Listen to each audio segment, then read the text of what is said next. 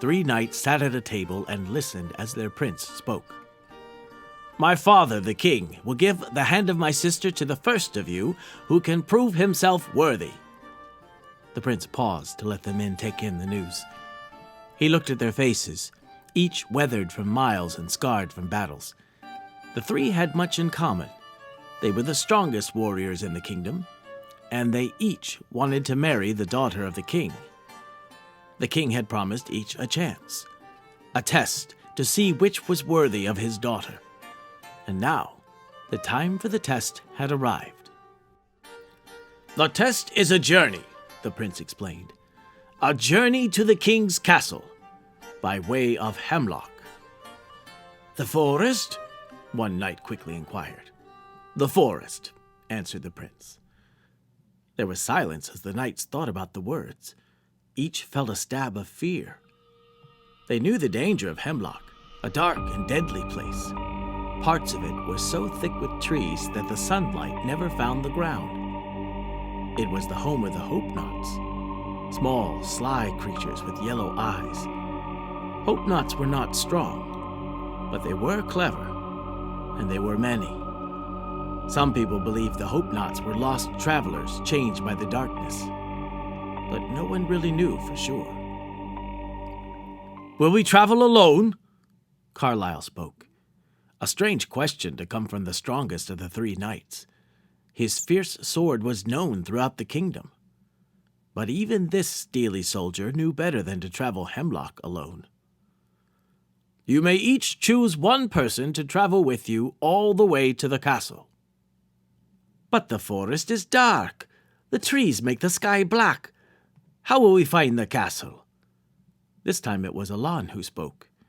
He was not as strong as Carlyle, but much quicker. He was famous for his speed. Alon left trails of confused enemies. He had escaped them by ducking into trees or scampering over walls. But quickness is worthless if you have no direction. So Alon asked, "How can we find the way?" The prince nodded, reached into his sack, and pulled out an ivory flute. "There are only 2 of these," he explained. "This one and another one in the possession of the king." He put the instrument to his lips and played a soft, sweet song. Never had the knights heard such soothing music.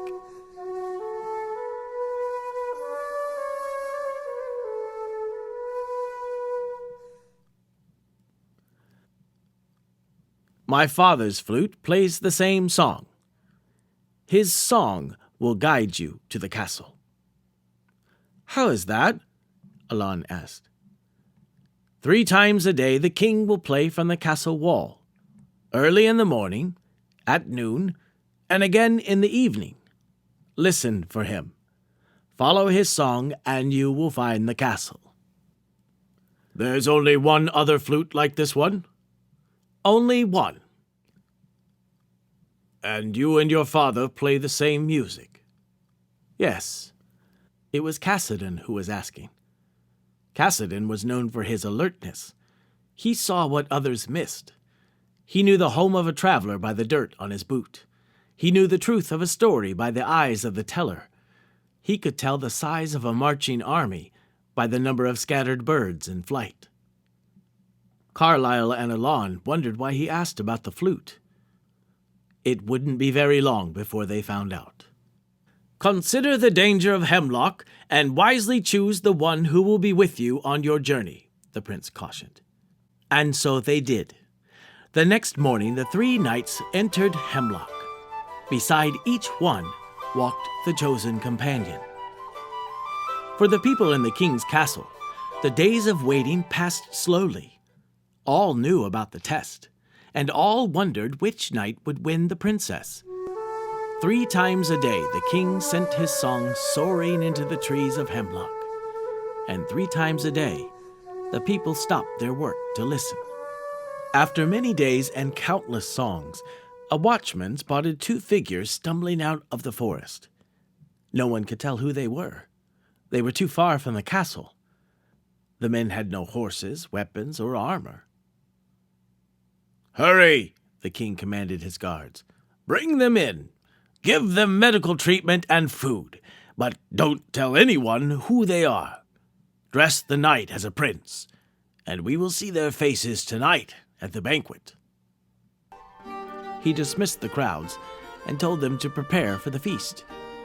That evening, a joyful spirit filled the banquet hall. At every table, the people tried to guess which knight had survived Hemlock Forest. Finally, the moment came to present the winner. At the king's signal, the people became quiet, and he began to play the flute. Once again, the ivory instrument sang. The people turned to see who would enter. Many thought it would be Carlyle, the strongest. Others felt it would be Alon, the swiftest. But it was neither. The knight who survived the journey was Cassadon, the wisest. He strode quickly across the floor, following the sound of the flute one final time, and bowed before the king. "Tell us of your journey," he was instructed. "The Hope-Knots were crafty," Cassadon began. "They attacked, but we fought back. They took our supplies, but we continued. What nearly destroyed us, though, was something far worse." "What was that?" asked the princess. "They imitated." "They imitated?" asked the king.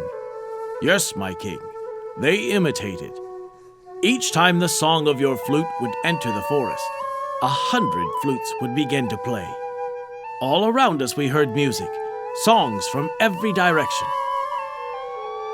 I do not know what became of Carlyle and Alon," he continued, "but I know that strength and speed will not help one hear the right flute." The king asked the question that was on everyone's lips. "Then how did you hear my song?" "I chose the right companion," he answered, as he motioned for his fellow traveler to enter.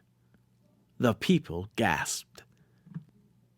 It was the prince. In his hand he carried the flute. "I knew there was only one who could play your song exactly like you," Cassadon explained.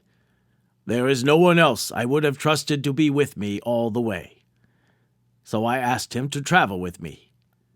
As we journeyed, he played your song.